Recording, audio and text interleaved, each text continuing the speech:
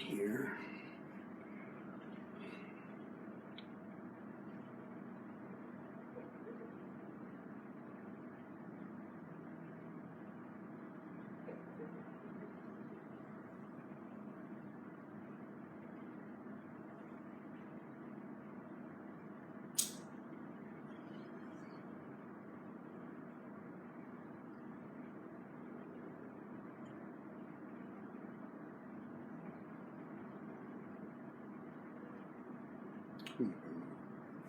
Angela. I'm telling you, right down. No, that's fine.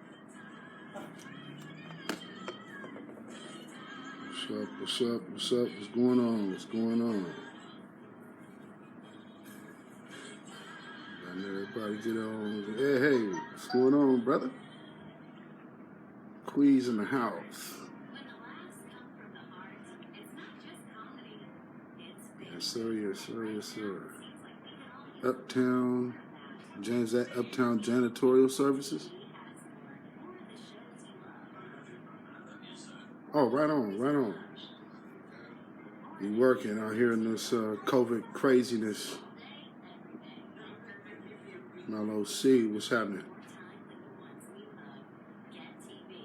Let me get this started. Hello, Miss Sandy. Let me get post this up on my page here.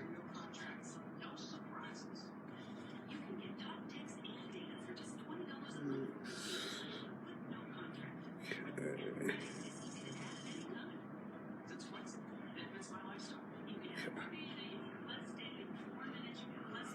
All right. How you doing today, Sandy?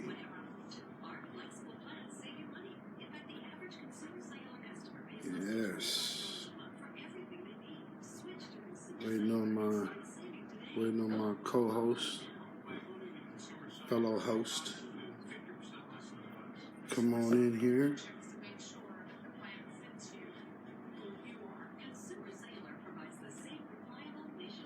How y'all doing today?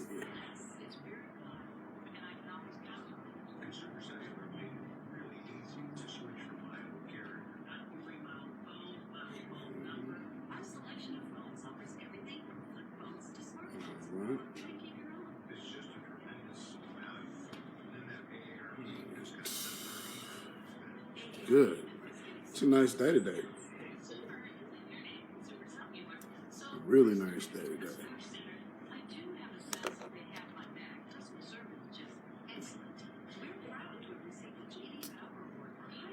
All right. Has anybody been going down to the protests?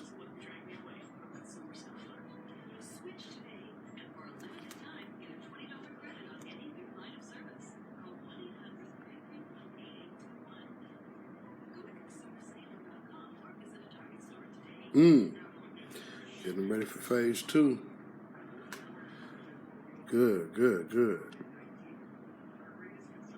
Well, that's good. And then, you know, you and your staff are working, helping to get getting the good people back to work.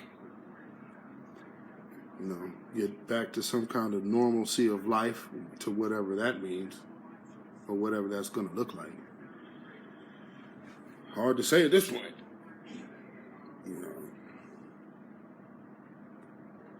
know, we have protests going on right now, which social distancing is pretty much out the window. So I guess only time will tell how this actually plays out. Me personally, I don't expect a lot of sickness to get spread by way of these protests. I guess the logical line of thinking would be it would spread. But, you know, there's a lot of young people out there. I would hope that they're not, no, because one idea is that they could just be, sending people out there who they know are sick to just run among all the protesters, which would really, really be crazy. But we've seen crazier here.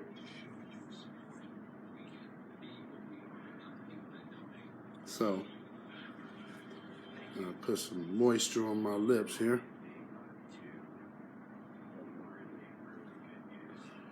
Yeah, pretty much all we can do is pray. Go ahead and send me a request, Tasha.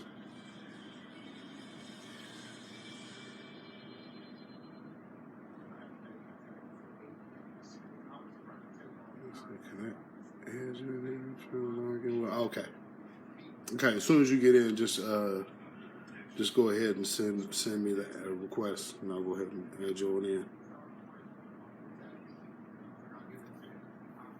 But yeah, like I was saying, you know, hopefully we can get back to some kind of normalcy.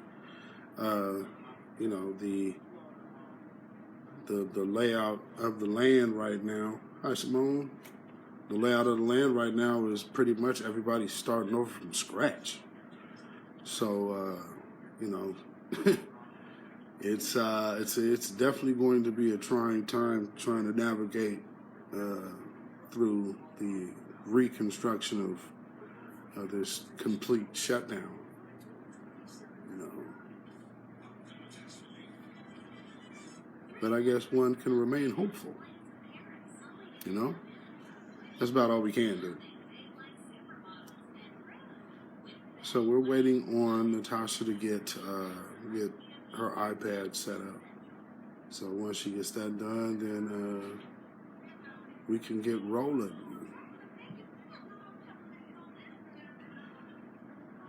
Yeah. So is anybody going out to the protest tonight?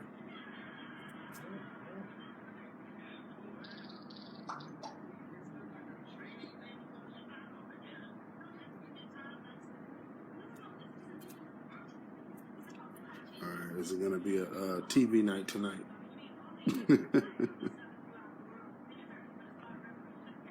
From what I understand, everything was pretty peaceful last night. There we go.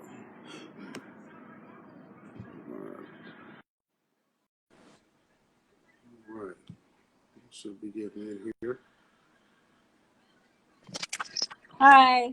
Hey, there you go. So I don't think it works. I'm trying to set up my phone on a stand. Technology.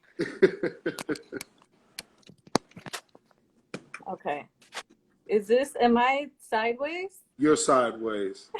Damn it. Okay. There you go. Let's see if this works. I'm just going to have to maybe put this on a... Happy birthday! Thank you. Thank you very much. Are you gonna celebrate or eat anything special? No. Just actually after this I'll be cooking. So just, you know, making dinner and just enjoying, you know, being home for my birthday. Good. You know? Yeah. Let's see. I can't get this thing to stay up. I'm just gonna have to hold it, I guess. Uh-oh. It's hot in here. I'm sweating. It's like 95. We don't have air conditioning. It's just like sticky. Wow. Sticky all day long. Wow. Well, now what are the nights like there? They haven't been too bad. They've been pretty cool, but later in the summer it'll be hot and muggy. And then we just open all the windows and let the air in. But during the day, it's dark in the house, no light. Just try to keep it cool.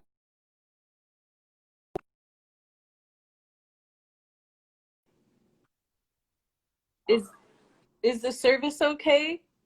Yes, I'm kind it's of in the great. back of the house. I need to plug up. Hold on, let me plug this up. Well, if you have to go sideways, I could go sideways with you. No, I'm good. Okay. You know, actually, hold on, let me get my my headphones real quick. Okay.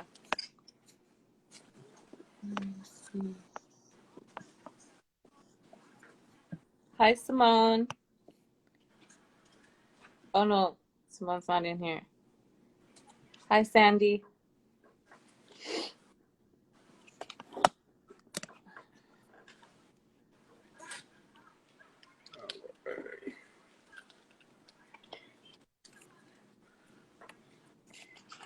You got the headphones. You know. Okay. How about would There we you go. like to put your Venmo and pin it on the bottom so that people could give you some birthday cash? How do I do that? There should be, I think since you're the main person, there should be an option on the bottom where there's like a paper clip or no, like a push pin. Oh. And then, or maybe if you type it in on the bottom and then it gives you an option to pin it. So if you put it in the comment or something like that. Oh, okay. Let's see.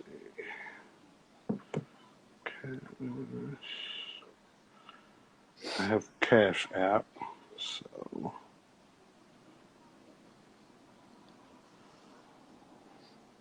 okay. Let's see. Well, now it still only gives me the option to post it. Pin? Okay. So you put You the see it? comment. It doesn't have a little pin there? No, I don't see a pin. I don't either. Shoot. Well, if somebody knows. If somebody knows how to do it, if somebody knows, please let me know. But it is BeatZilla at BeatZillaPDX at Cash App. And we could just keep repeating it. Absolutely, absolutely. Okay, so I've already I'm actually recording this, so we're getting this. Hey, Black Butterfly in the house. What's going on? Okay. If anybody knows how to pin that, then let me know. Yeah. Uh-oh. Should we introduce ourselves? Okay. Yes, absolutely. I will let you go first. Okay. Hi, everybody. My name is Natasha. I grew up in LA, mostly on the outskirts. And my mom is Puerto Rican. She grew up in Puerto Rico and the Bronx, and my dad's from Ecuador. And my pronouns are she, her. And should I say how we met? Yeah, absolutely. Absolutely. Okay. By all means. So I was living in Portland for about 2 years until recently, and I'm part of an organization that works inside of prisons, and I met Michael there, and we Hmm. still work together, and he's amazing. Thank you. Um, as some of you know, I am Michael B. Zilla Whitmore. Um, I am from Portland. My pronoun is he, him. And also, meeting Natasha by way of liberation literacy inside. For people who don't know my situation, um, I was incarcerated. I had a legal situation, and as we now know, the Supreme Court looks at the 10-2 thing a little different when it comes to juries. But at the time of my situation, I was attacked I was attacked actually from behind. So in the situation of defending myself with a legal registered firearm, defended myself. But however, because the person wasn't of my hue, the situation became to, even though this is a person who admits to attacking me, they still become a victim because basically they didn't win. So that's how I ended up getting kind of over prosecuted, but we ended up working it down to 2 years. So in the process of doing that time, which ended up being about maybe 14 and a half, about 15 and a half months. Um, that's where I got with Liberation Literacy, and started doing, seeing what they were into. I already, before I had caught this case, had already been very active with my political voice, which was a large part of the reason why I was prosecuted the way I was. Mm. So while I was gone, they did their work on my social justice work, and so they went and like scrubbed the internet of a lot of stuff that I posted. So I can't even find a lot of my old posts now. Wow. So yeah, when you could piss powerful people off, um, just know, like, if you're standing for something, um, sometimes you may have to take that hit, but I wouldn't take it back for nothing. And that's why you're a badass. No, I'm just a passionate, honest man, Yeah. and I believe right is right. And although, as we see and nowadays, especially being kind of put on display, that sometimes our existence isn't looked at as right. Mm-hmm. So there we have a humongous issue, just within the justice system aspect of itself. Right. But that's just the introduction. Right. It's hard. I was, thinking about everything we wanted to talk about, and it's just so much. It's so dense. And I'm like, where do we even begin? So I was thinking, um, to make it personal, Mm-hmm. especially for people who don't really reflect or think about everyday life, maybe because they have privileges. Mm-hmm. And I think that's very important right now, is for people don't have compassion, or Right. don't, they're very quick to judge and look at things Mm-hmm. through mainstream eyes, when Absolutely. it's important to talk about everyday life, how people grew up, and how Mm-hmm. history has affected everybody. Right. And real quick before we go on, it looks like I've ran out of space to record. So if anybody out there right now, if you yourself can record this, please screen record this. Um, I think that when this is over, it will gives you this an will we option. be able to save it? Yeah, you just, if Okay. you, it says, do you want to save it or not? So once you do, I think it might save to your timeline, or I don't Okay. know. I've never done it, but Okay. We'll try to work that out. But if anybody is screen recording, please do. Um, so really, I would say let's. You brought up the great point of microaggressions, which, in making it personal, I could definitely give you some history with my experience on that. So I guess I'll start as like my earliest that I can really remember. Um, there's things you learn um, growing up. I was born in 1976, so I'm a bicentennial leap year baby. So with that being said, um, I was fortunate enough to have some of the generation that was like on the tail end of sharecropping. And so, like, their parents or grandparents, great grandparents, actually was around for slavery. So a lot of those stories I was able to hear early, and from birth, and just knowing the history that we've had in this particular country as a people, as Black people. Um, so when I started like getting involved in going to school and whatnot, my grandparents, when they came up here from Arkansas, they originally bought a house out in Southeast Portland. which is known as like felony flats.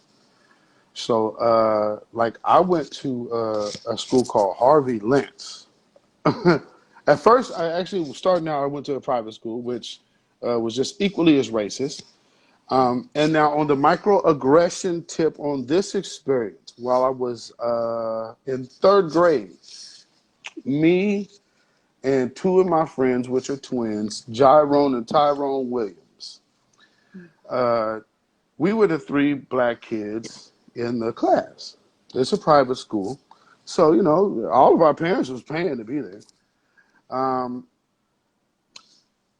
we were getting worse grades than the rest of the class, but yet we were doing the same work.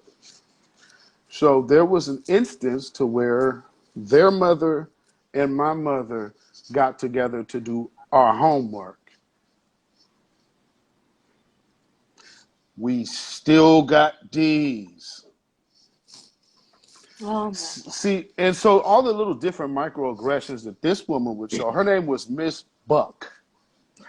Um, and Sorry. oh yeah, she can get it. She can get it. You Okay. know, she would always make sure to pick on us, even if we weren't doing anything. Like just an expression or something we may have on our face was enough to get us in trouble.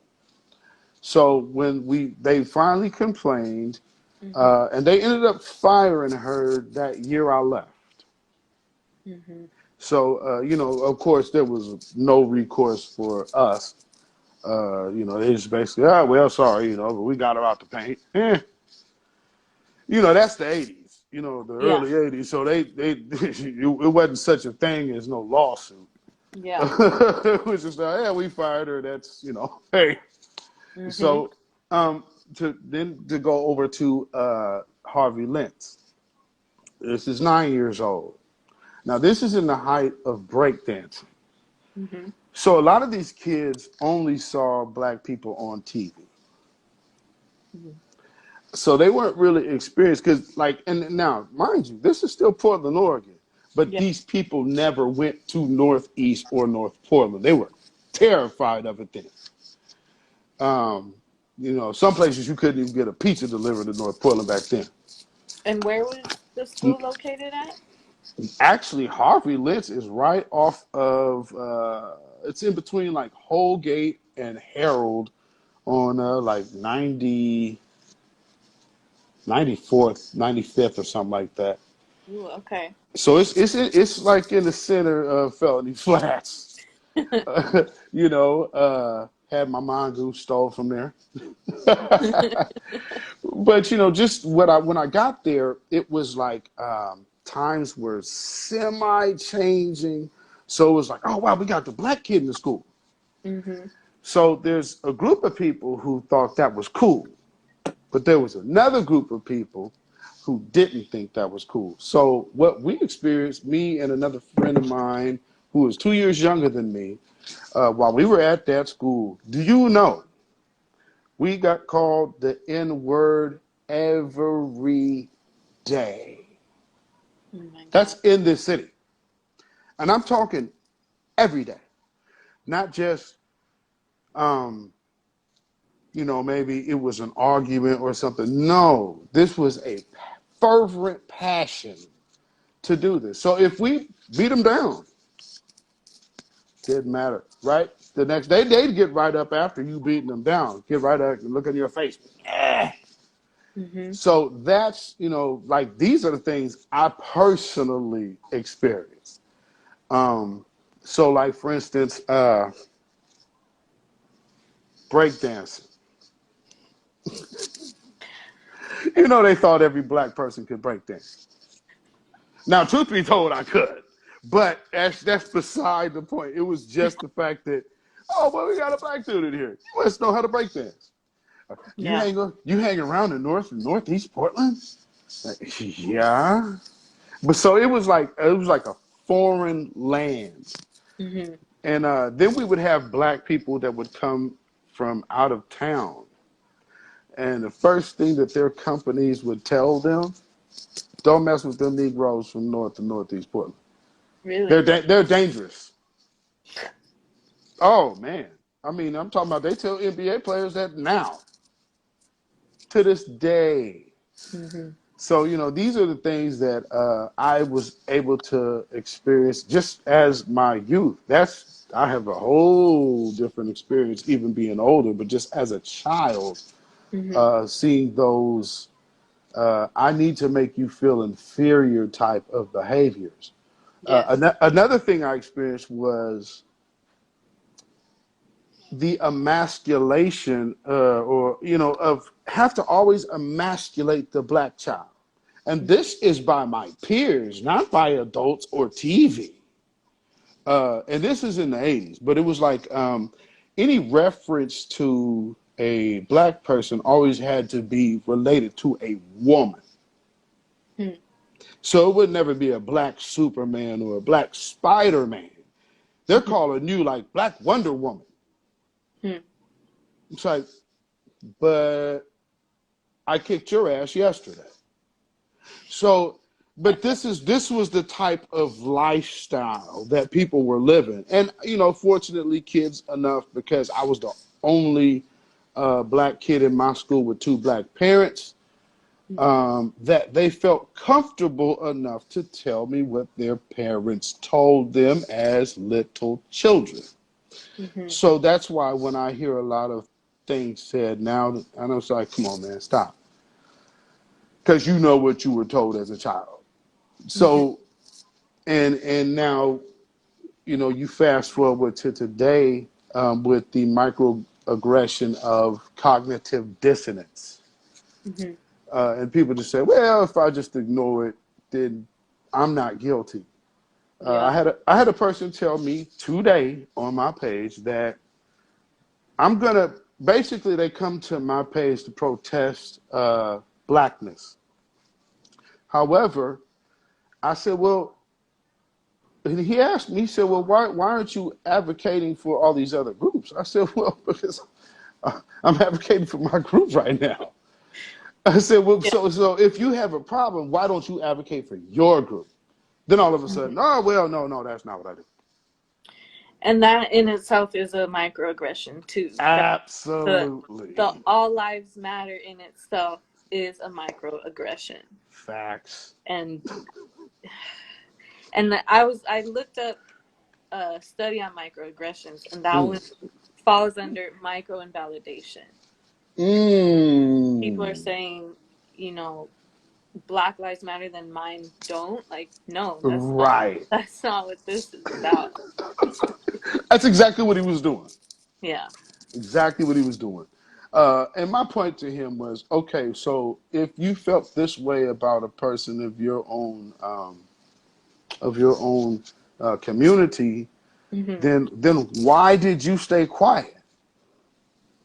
Don't blame another group if you're silent, Mm-hmm. which is what a lot of people said about black people for years. So y'all never get together. Y'all ain't gonna never get together. Black folks just can't get it together.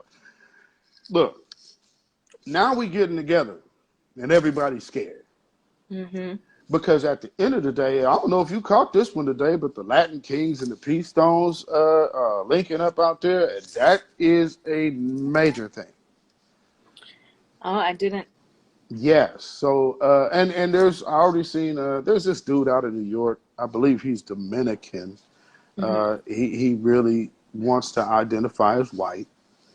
So he's so butthurt that these Latinos, and just let them be, and they'll get what's happening. They'll get what's coming to them because they'll see, and then we're gonna ride. And it's like, dude, do you see how big your lips is? I mean, come on, man.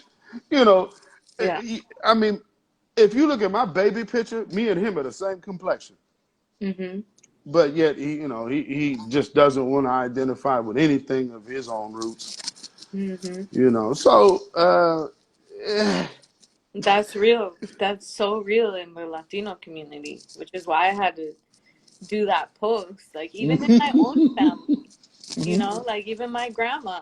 I'm sorry, grandma, but I'm gonna say it. Like we're Puerto Rican.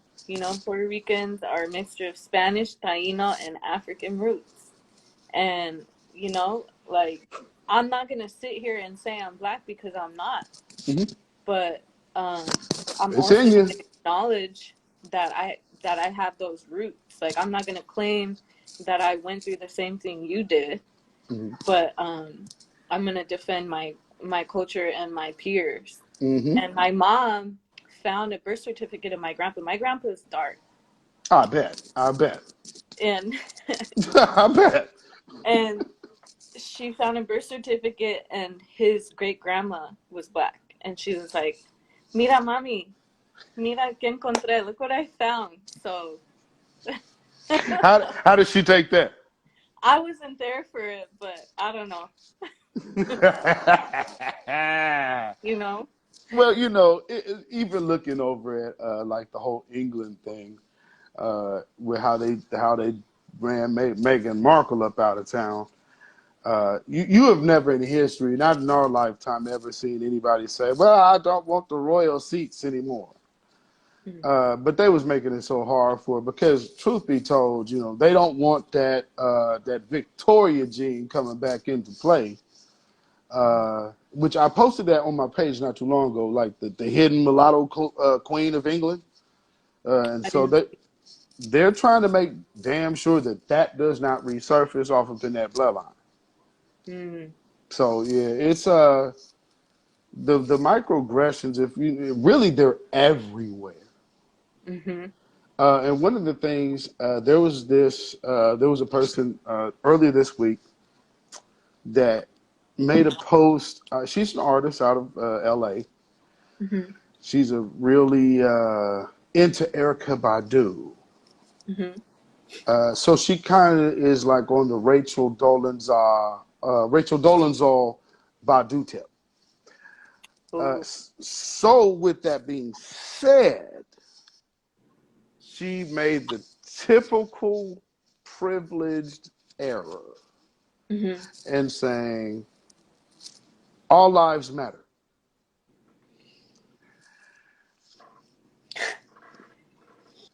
So she didn't understand how problematic that was until people jumped on her immediately, of course.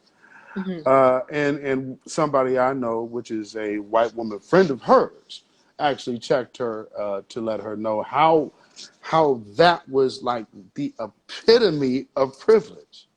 Yeah. To say, well, okay, I'm going to jump on some. That's like me jumping in like Puerto Rican Day Parade and start screaming on "Why can't I talk on your stage?" Mm-hmm. You understand what I'm saying? So she really wasn't even like registering at first, but I guess eventually she got to understand. Then she got it.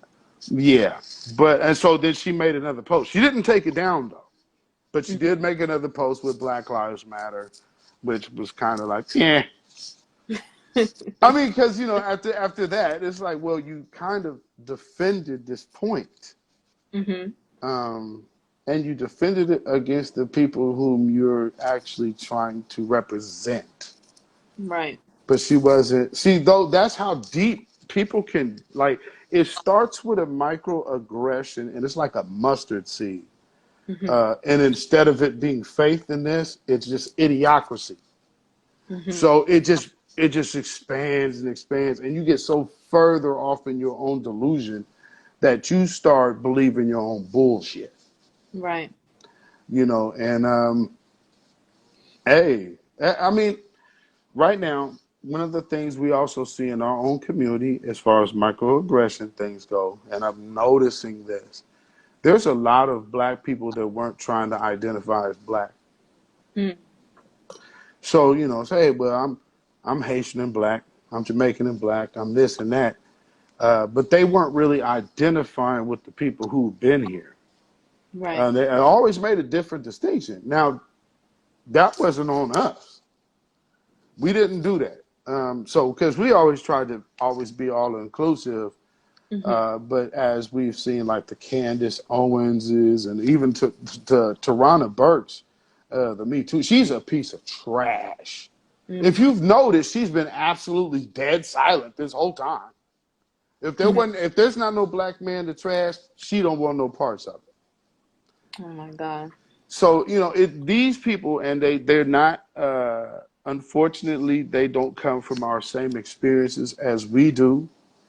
So they don't identify in the soul or in Mm-hmm. the spirit that we and what we know. And I mean, truth be told, they really can't even get into what it's like to be a Mexican or a Puerto Rican in this country Mm-hmm. because they don't have that decades and those generations that have been here to experience it. So pretty much all we are to them is a caricature of whatever the system says we are Yes. because they get us through a filter. Right.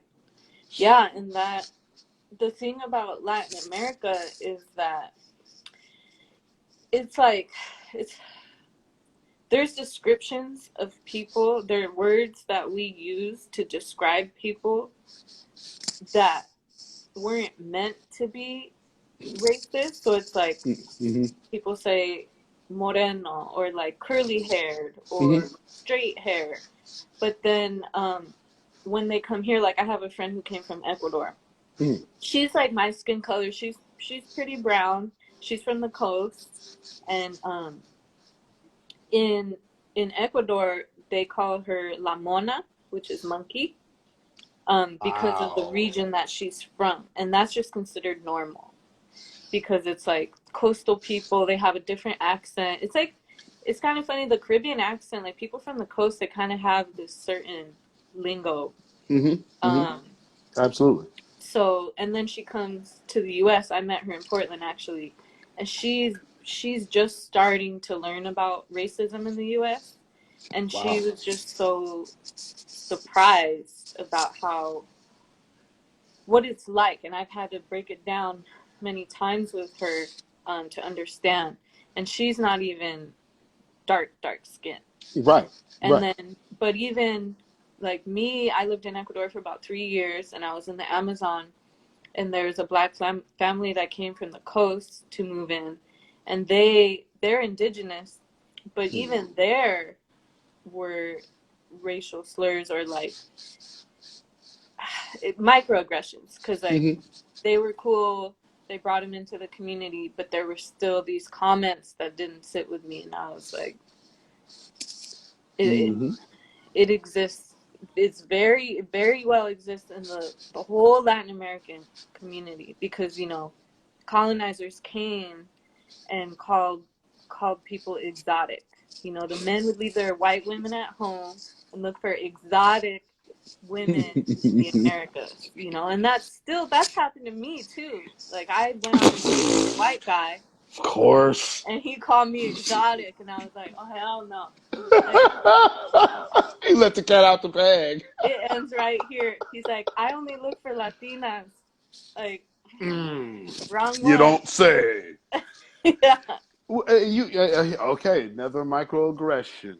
See, another element is sexual. Now, this is why, if anybody listens to this in the future, I hope all women hear me very, very, very clear. Mm-hmm. You are a woman. You're not a man.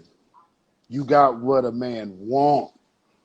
So, with that being said, different cultures have ways of game. Mm-hmm. Now, in America, we're used to, okay, well, this is the game, so I know what he wants. Don't think for a second because this other dude is just gassing you and he's from a foreign country that he's finna sweep you off your feet and marry you and take you back. Oh, no. Oh, no, no, no, no, no. You should know the way he talks about you to his people and understand how they understand. Because they know, oh, no, no, we're not marrying her. Because we're not bringing that back in the family because they are not going to inherit a damn thing from this family. Mm-hmm. This is what so many people don't understand. I would say, just anybody that watches this, ask yourself this question. How many black widow women do you know that are widows to white men with money? Mm-hmm. My DM will be ready for you anytime that you can come up with one. Hmm. Is that a hand up? Oh no, that's a wave. No, that's a way. That's my cousin. What's up, Tim? No, that's my big cousin, the classic AFC fan. He's an old school AFC fan. Before the AFC was actually kicking ass in the NFL, he he was like the Patriots was on his door. Broncos Mm, was on his door.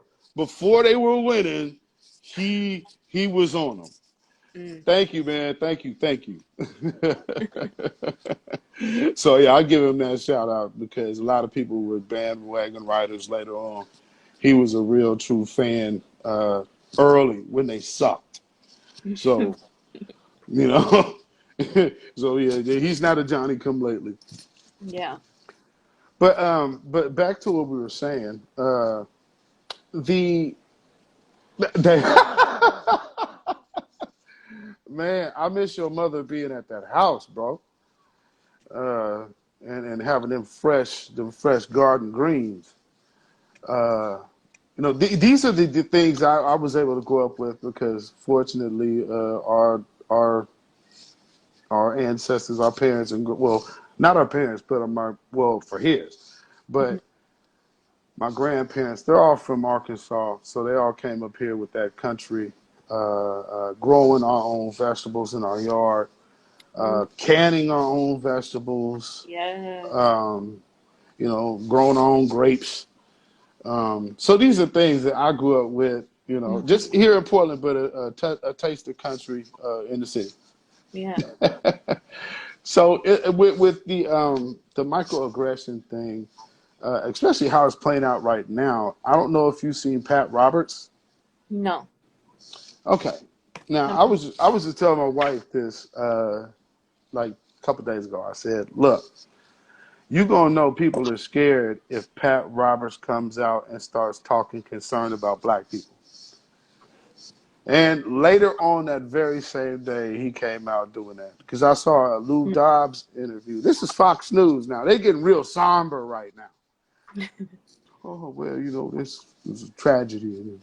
shame, and it never should have happened. And he's tired of this. Now, this is where Candace Owens ain't following her handlers. They already have made the pivot to okay, Negroes, we care now. Because you've never heard the word black on TV as much as you have right now. Mm-hmm. But they're hanging those people out there. Jason Whitlock, he's out the paint. Candace Owens, she's next. They're pretty much like when white supremacists are done with their tools Mm-hmm. and their toys, they break them. Mm. Dr. Neely Fuller was the one who definitely brought that one up, and it's a fact. We watch them all get done. Mm. Stacey Dash, she's out the paint. Stacey Dash is so broke right now that she has to use a public defender against her ex-lawyer husband. Wow. Oh, it's all bad. But now when she got arrested, another microaggression of self-hate. She identified herself as white. Hmm. Microaggression of self-hate. It now I haven't even opened up that can of worms, but it runs deep. Mm-hmm. It runs very very deep. I see. I'm glad a few people that asked this question about what are mixed race households talking about or discussing right now at this moment. Mm-hmm. And I've seen a few people get upset at that question even being posed. It should be talked about. Now, why would you think that anybody would want to avoid that topic? Um, I think that people treat children as, like, for me anyway, as a kid, it was always like, you're not old enough. Let's not talk about it. Let's hide it, as with many other Mm, things, which is why, we grow up with trauma and not being able to heal ourselves. My absolutely. friend, she's Mexican and German, but she's dark. She's darker than me. She's dark. She has Mhm. super curly hair, and her son is dark. And she said that, and she talks to him about everything. And he started crying because he heard about the protests, and he said, "Well, I want to go out there, but I'm scared that I might be targeted." But she explained it to him, Mm. and he's only 5. Wow, Yeah. that's deep. Mhm. That's deep. That's a huge statement Mhm. because at this stage in the game, I can't really say at that age I feared for my life from the police. Mhm. Now, when I was young, we did have the brother that was killed, uh, which I believe it was mistaken identity, and they choked him in front of 7-Eleven. Now, it was a big outcry then. I was really young when this happened. Mhm. But I do remember this. The police, Portland police at the time, this is a sad day in Portland history, man. Mhm. They actually printed up shirts that said, "Smoke him, don't choke him," and had a dude with a cop with the gun. So if you've ever seen those pictures that have the cop with the smoking gun pointed, that was what was on the shirt. Wow. So they were like, "Hey, black folks, kiss our ass." This is how it got down in Portland.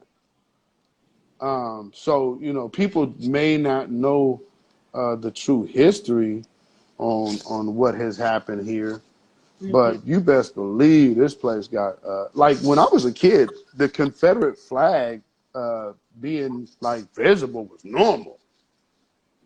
You would have thought you was in Dixie back in the early '80s, being here in Portland. Mhm. Oh, you better believe it. Up until recently, there was a place on Belmont called the Dixie Mattress Company. Mhm. Big old Confederate flag. Nobody said a word. There was a bunch of General Lee knockoffs running around.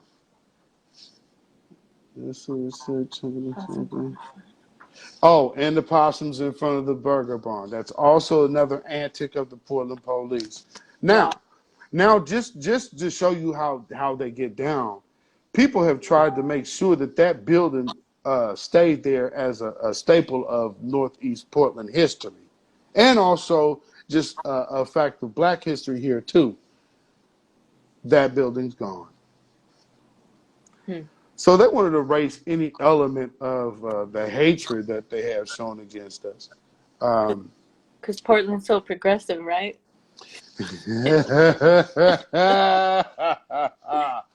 Mm. oh man. And let me take this opportunity for one other group that I ain't forgot. Now, this is there are elements of the Radical Party that I mess with. Mhm. I have feelings in the Radical Party. However, there's one element of it that is the most fraudulent element that I've ever experienced, and my mother used to work with these people. So Mhm. I'm not talking out my ass. Radical women. Now, back in the day, now right now, everybody is in Joe Bean Keller's face. Oh, your son got murdered by the police. Oh, it's such a tragedy. Oh, it's such a tragedy. Mhm. Okay, well, let me tell you something. Not that this should have been, okay, well, maybe a focal point. Since you live in our neck of the woods, you're living in North Portland, maybe make it a focal point to stand up for those innocent people murdered. You can't shoot yourself in the back of the head. Now, how people would have been vocal then, eh. But you know what the agenda was then? Mhm. And I don't knock it, but people used to question me about a gay agenda. I used to pick my mother up from the planning meetings. Mhm. They were pushing gay marriage. Gay marriage was on the agenda then. Wow. This woman named Adrian, who was like pushing it at the time, she actually wanted to be the first open gay mayor in Portland. However, Sam beat her to it. But see, she kind of shot herself in the foot because she was using the black community to fund her, to move her agenda while never ever speaking about the harm that was coming to the community of the people she was using. Mm-hmm. And so I called that out to her face. And this is, I told her, hey, this is why I don't mess with y'all. What'd she say? She said that, well, we can't fix everything. Hmm. So now I say, not everybody of the radical party, there's a lot of people that's good with me. Hey, okay. Radical women, that's a hustle. So, we have to be careful. So that's like people have got on me and they try to call me. They use these typical terms, homophobe or anything like shock value. I don't give a damn. I don't care about your opinion anyway. But the fact of the matter is, I just wanted people to know the truth about what they're involving themselves in, what they're committing themselves to, and know if it's real or not. Because you're going to get your heart broke if you follow some of these people and find out that they're frauds in the end. For some of my black folks, Umar Johnson, not to disparage the brother, but where's the school? That is another microaggression. Absolutely. When I'm gonna use this just as an example, as a white cisgendered person who is gay might claim that they are just as oppressed as a black person. That has been done. And that, that's another microaggression. I've Like, had I black people can't say be that to me. racist because I'm part of an oppressed group, basically. Ooh. Yeah, and that's the logic. Well, it's just funny you said that. Now, during this present moment, a lot of people that were on that intersectionality tip before I left Mm-hmm. have completely changed their tune right now. Because, see, this is what happens to, and black people especially, every time something bad is happening, we're there to take all the hell. Mm-hmm. Now, when they start talking about passing out them tangibles and them fixings, then it becomes a big wide umbrella. You understand what I'm saying? So now we're going to do a minority thing. Now, if you're going to do a community of color thing, that kind of narrows it down. But here's the deal. Who is identifying outside of white that would qualify as a community of color? Because for all intents and purposes, all Asians identify as white. So they're purple, and half of Latinos identify as white.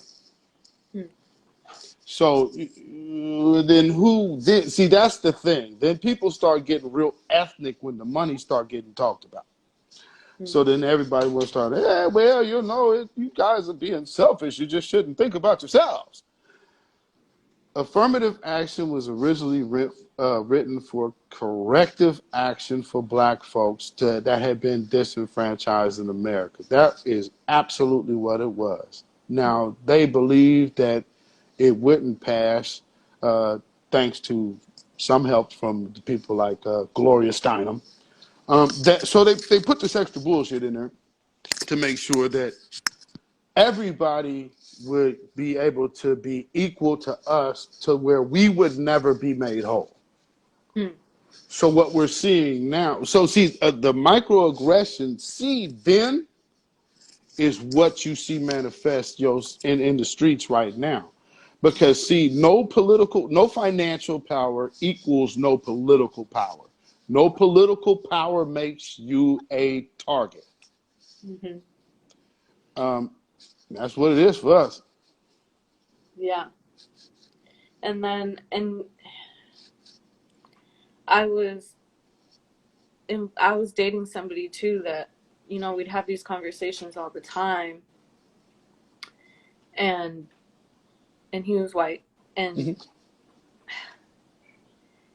I didn't know how to explain. Like, I just feel like sometimes people feel like they're being attacked when you're, and then they start comparing oppression. Well, like, well, I came from a poor house, you know, but it's like Absolutely. that's not the point. Hmm. And that's what I'm frustrated right now is I keep seeing Latinx people say the same thing. Like, well, our people are oppressed, but are you doing anything about it? Are you doing the work for other people, for Right. Black people? Right. Like, I just, it's really difficult for people, I guess, to look within themselves and look at their own micro aggressions. Well, when you first hit me up with this topic, Mm-hmm. I thought about this point.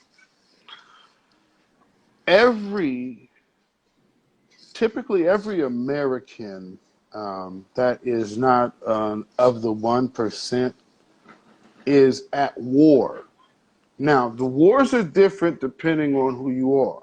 Mm-hmm. Now, of course, for black folks have had laws against us that, like, we weren't even human at one point, all the way human. We were legally cattle at one point, still fought in the war. See, Mm-hmm. this is what these people be. These white supremacists, these people who come over here and want to be white supremacists. There's nothing worse than a wannabe white supremacist. A white supremacist knows what time it is. A wannabe white supremacist always got their pedal to the floor, and they can't ever recognize. Time to shift. They don't get it. Mm-hmm. So with like the whole aspect of where we are now, you don't want to be caught out there by yourself. Yeah. So it was all us for a minute. We were catching all kind of hell. People up there, tearing our ass up every day.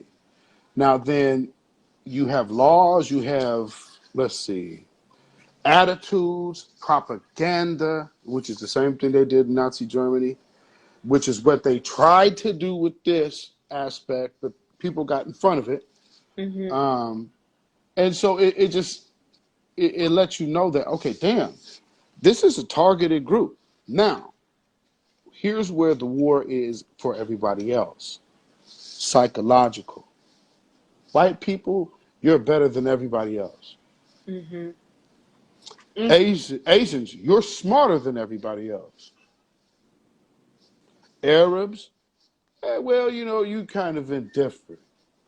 And you have, your family wealth. Mm-hmm. Now you Mexicans, get to work. You see what I'm saying? Yeah. So it's these type of psychological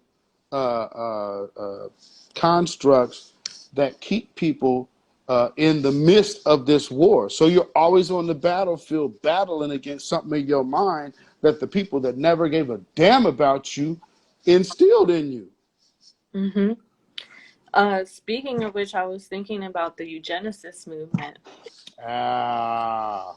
And a lot of people don't know about this. Like, the Nazis studied this. This is where they Absolutely. got this concept, and it started in the US. That's a fact. And for That's a people who don't fact. know, it was in the early 1900s, I think.